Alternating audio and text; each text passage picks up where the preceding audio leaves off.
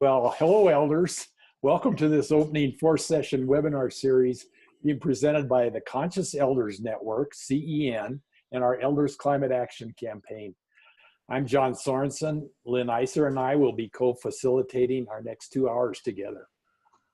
The goal of this initial session is twofold, goals. Goal one is to hear best practices for effective community organizing in order to enhance our success in our activism projects.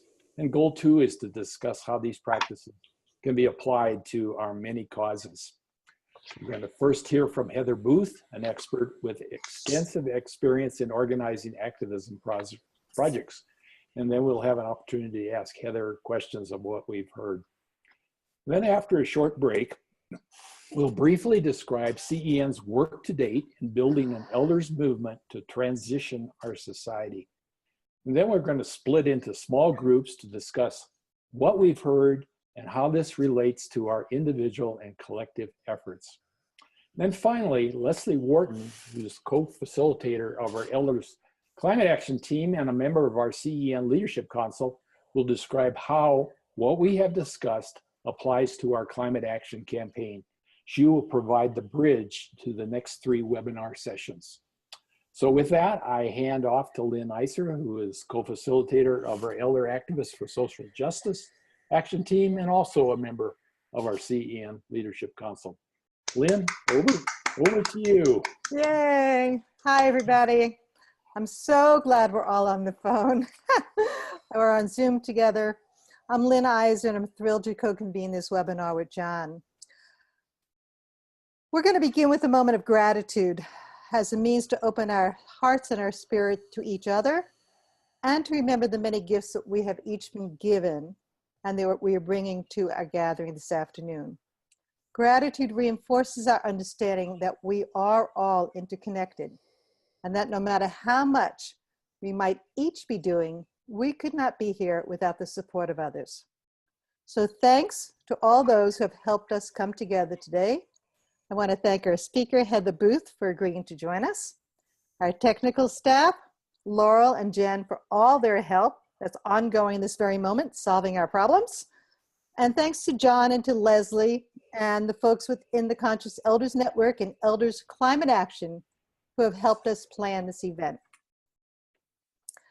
I want to also respectfully acknowledge the Indigenous people who have stewarded the land that we each live on throughout the generations, and to pay our respect to the elders of those people, both past and present. And following the teachings of Joanna Macy, who is a beloved teacher of mine, let's welcome what we call the beings of 3 times.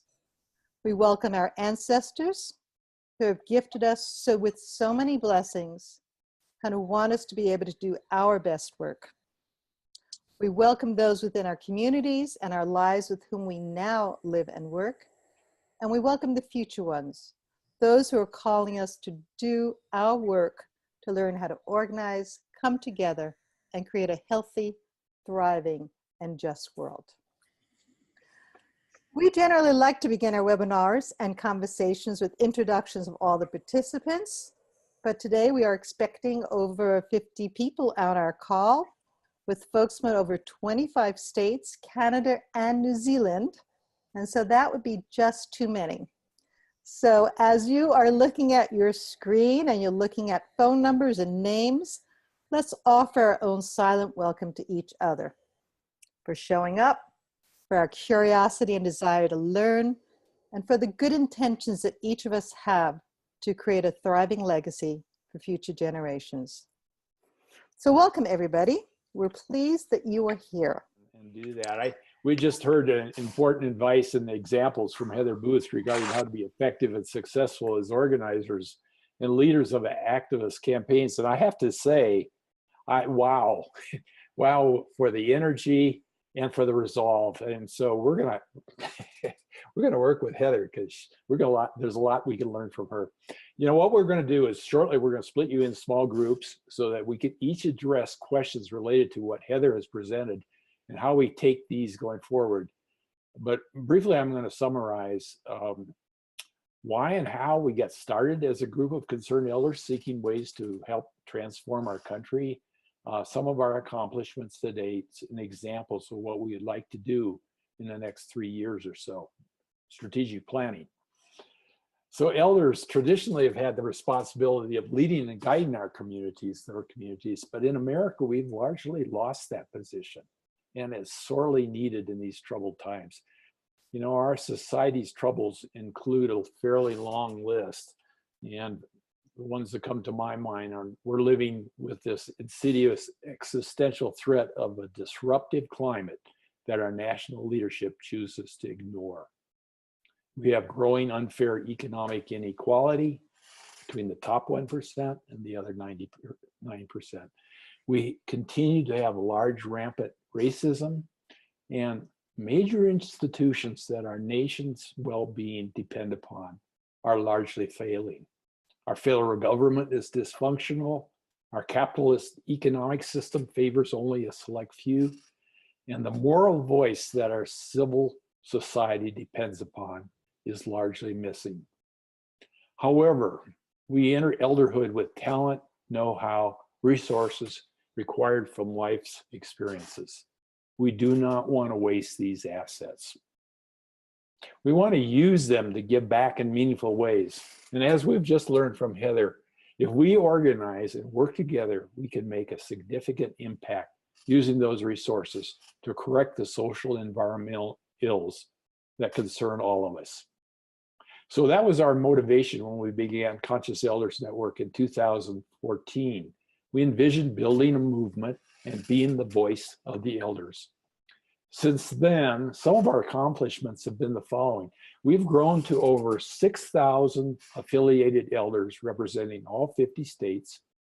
We've launched 2 activist groups, the Elders Climate Action, that is tackling the threat of climate change at national, state, and local levels through a variety of projects, and Elder Activists for Social Justice that educates in response to injustices of racism and our nationwide poverty.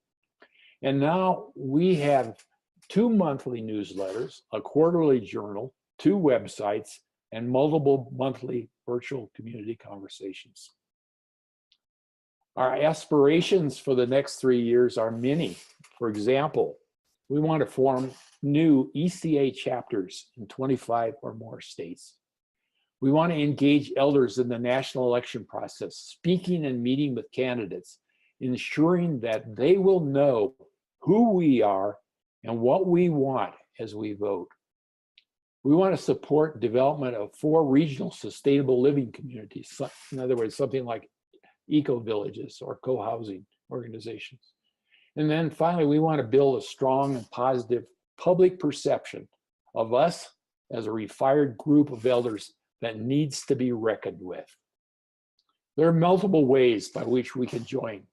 You can join us and get involved. By doing so, you'll be leaving an essential legacy benefiting your grandchildren, future generations, and all life. So let's turn now to discuss what we heard from Heather and how that may be applied to you. So Lynn? As John said, now's our chance to talk with each other, share our reflections, our thoughts, our dreams, and hopefully learn from each other. In a moment, Laura is going to divide us into small groups that will include those on Zoom as well as those on the phone. And we'll receive a message on our screen to accept the invitation to the small group. Each group will have a facilitator to keep the conversation moving. So maybe one of you will want to kind of step up and take on that role. Remember, we want everyone to have a chance to share. So as we say, please be lean with your words. In our small groups, we'll have about 25, 30 minutes, and we'll engage in 3 rounds of conversation. Laura will give us a warning at 8-minute intervals so we can go on to the next round of conversation. The first round is in response to Heather's talk. And you can answer these questions, and they'll also appear in the chat box. What I learned from listening to Heather. How do her words or her life or examples resonate with my own life? The second round will focus on our own intentions. How do I see myself becoming part of a movement of elders? How can I help to organize, share ideas with my friends and others within my community, family, church, synagogue, build relations, as Heather suggested? And the last and final round will be an opportunity for us to share within our small group what you might now want to do. Perhaps one action that you might take this week, or something that is calling you to say yes. In response to the question, what do I want to commit to going forward? So as I said, Laurel's going to put us into groups. Laurel, are you about ready? Yes, I'm ready. Okay, we'll receive an invitation and just go with your group.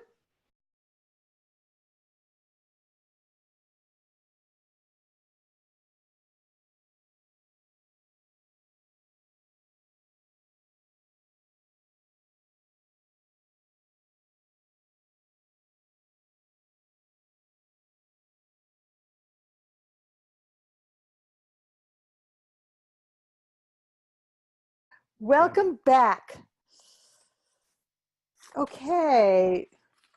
I wonder how we can share our email addresses with each other if need be.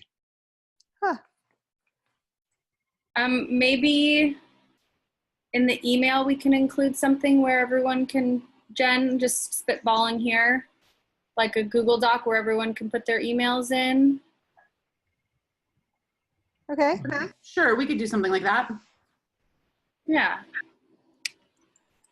We'll send a link with the follow-up email that you receive tomorrow that will have a place where you can put your email, and that way, and your email, your name, and your state. And then that way, anybody who wants can connect to that document and find each other. Good, thank you. Great. Okay, so we have about 15 minutes left, everybody. And we want to do a few things in this 15 minutes.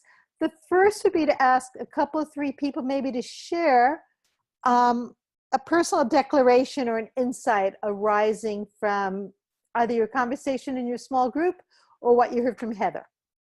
And you can indicate that you want to share by just raising your hand, see, like that. And we will unmute you. And I also see that Art Mitchell put his email address already into the chat. Go ahead, Bill, you're unmuted. Thank you, Laurel. Unmuted, wow, that's wonderful.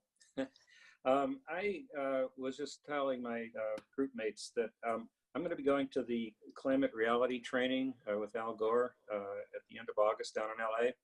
And as part of the Elders Climate Action Group, I just think it's essential for us to learn from each other, because there's so many different organizations that are involved in this particular aspect. And to kind of gather information from each other, I think is critical.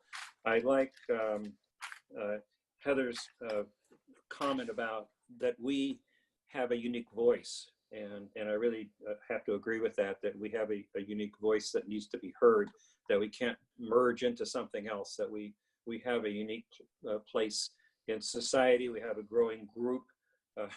We're becoming more populous than any other group in the country, and we need to take advantage of that. Thank you. Great.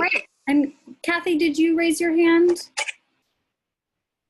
I can't unmute you. You'll have to unmute yourself if you did. No, I was waving at Bill. I'm going to be at LA too. Oh, great. All right, well, we'll see each other there then, I hope. There can be a lot of people there. You two can find each other and organize. Right. Anybody else that would like to share some comments? Art. Yeah, I just went on the site, and apparently applications are due tomorrow if anybody else wants to join up for that. And that's really intriguing. I don't know where in the world I'm going to be, but that's a really intriguing training. Yeah. Great. John? Yeah, I just wanted to say I went to that training last year in Bellevue, Washington. And there was about 1,000 people there. And Al Gore is amazing. He's just totally amazing and inspirational, and his ability to connect with a whole variety of people. So if you haven't done it yet, put it on your list, your bucket list for the future, because it's well worth it. And you come back with a slide deck that you can go talk to people about what climate change is about. And so anyway, great advice to do that. Great. Thanks, John. Anybody else that would like to share before we move on? Do I see any hands raised?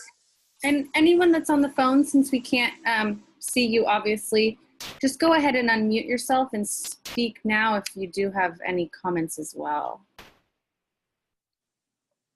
Well, this is Marilyn. I'd love to share a little story to pat ECA on the back. I just shared it with our little conversation group. But Carol Boland, who's one of our Northern California chapters, was inspired to sign up for Al Gore's class because she had joined our group, and she went to Pennsylvania to do it. So that's just a pat on the back for ECA. Great. That's always nice to have. Yeah, I'd like to say, I hope people will make copies of our invitation to come, our announcement and flyer to come to the conference in September 15th. We will have a conference in San Francisco after the Global Climate Conference that Jerry Brown, our governor, is putting on. He's doing it for 3 days, and we will have one day on a Saturday, and it'll be a great program put together with Lynne's group and with the ECA. So bring those flyers, please. Thank you, Catherine. Welcome. So I just want to say quickly, I was really inspired to think about getting Heather's book, The Organizing Manual, from the Midwest Academy, and then thought, well, wouldn't it be fun if we got like a dozen people to look at it together and had a little book group about how we could better organize. So maybe that's something that will happen. Moving on, John, you're going to do the next piece. Actually, I think Leslie is going to do the next piece. Oh, you're right. Leslie is going to do the next piece. I've got my little pieces of paper out of order. Thank you. So now we'll hear from Leslie Wharton, a co-convener of Elders Climate Action, about the next webinars coming up. Thanks, Leslie. Sorry to forget about you. No, you don't. You're just making that up. You know, I was really taken by tonight and hearing Heather, because I think sometimes we have to remind ourselves that we really can make a difference. We're so used to being in a global world with 7+ billion people and what's one person. But in fact, we do make differences. We make differences in families and communities. We make differences when we get together and hook arms. And you may not realize, you know, it's like the pebble starting down the mountain that is going to start a major mudslide or something. You may not realize that you are starting and participating in something that's going to reverberate far beyond what you're doing. You've heard a little bit about Elders Climate Action, which was a project created by members of Conscious Elders Network in 2014. And we now have about 4,500 members in ECA. And the mission is what we've been talking about, mobilizing elders to address climate change while there's still time to protect the well-being of our grandchildren and future generations. And we want to mobilize elders by having us recognize that we bring something to the table. We have caring, we have wisdom, we have experience. Most of us aren't, you know, huckstering for jobs. We're not beholden to others for promotions or income. So we can get up, and when we speak, we're speaking with that moral voice of personal integrity, and they know it. We're not there because we're being paid as a lobbyist. We're there because we care. And that makes a huge difference. And one of the things I have learned is that, you know, it doesn't take very many people to show up at the office of a congressperson or at their local regional office before, and if they're giving the same message caring about climate, for instance, it doesn't take too many people for them to start taking notice, because not too many people other than the professional paid lobbyists bother. The next 3 webinars are going to explore ways that we elders can make a difference using the example of climate change activism. So for those of us who are concerned about climate change, this is a really nice opportunity to explore ways we can engage to make that difference. And we'll be hearing from renowned speakers about different strategies for tackling climate change, and from members of Elders Climate Action about the different kinds of things they've been doing in their states, in their locales, in the context in which they find themselves. For those who are not already involved in climate change work, it may be an opportunity for you to see whether you'd like to join with us on initiatives that strike you as meaningful. And for those who want to direct their energies to causes other than climate change, these webinars will offer a chance to explore ways of organizing and engaging that you may find useful as you tackle the issues that are closest to your hearts. So I ask you, if you haven't signed up for the next 3 webinars, please do so. And of course, if you can't attend any of them at the time scheduled, not to worry, because we'll be sending everyone who registers a link to the video recording a day or 2 afterwards. So you can go, you'll get the link to this webinar, and you can go back and listen to portions of it that you heard that, you know, in one ear and out the other, because so much is happening. We are also hosting what we're calling our post-webinar climate tea and talk discussion forums 2 days after each of the webinars. This is an opportunity to do more of what we were doing tonight, to share our reactions, raise questions, explore how we can have an impact, whether on climate change or other issues. So I certainly enjoyed tonight's webinar, and I hope you did as well. And I invite you to join us for the post-webinar Climate Tea and Talk on July 12th at 6 p.m. Eastern. And then I hope I will see you at the next webinar on the 23rd of July. And now I turn it back to what, John? Yes, my turn, I guess. Okay, so everyone, we would, in order to hear from everyone, we want you each to open up the chat box and type in there either a word or a phrase that kind of summarizes your feeling and perception of what we just did. And maybe we'll publicize this list. So we have every one of you take some time to just put something in on our chat box. That way we will be gathering a chorus, we hope, here. And in conclusion, I want to recite a poem by a young poet activist named Drew Dellinger. And it's a poem that was one of the things that got me inspired to take action. And I hope that it'll speak to you. And it goes like this. It's 3:23 in the morning and I'm awake because my great-great-grandchildren won't let me sleep. My great-great-grandchildren ask me in dreams, what did you do while the planet was plundered? What did you do when the earth was unraveling? Surely you did something when the seasons started failing. The mammals, the reptiles, the birds were all dying. Did you fill the street with protest when democracy was stolen? What did you do when you knew? What did you do when you knew?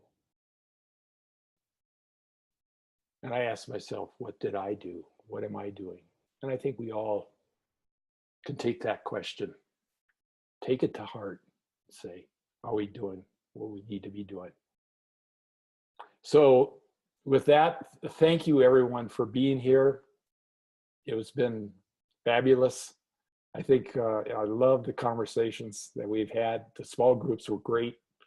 And so anyway, we will be seeing you next time. Yeah, Lynn, anything to add, or Leslie? No, thank you so much for being here. It's been a wonderful 2 hours. So Great. nice to get to know some people. Bye-bye. Good night. You. Thank you, everybody.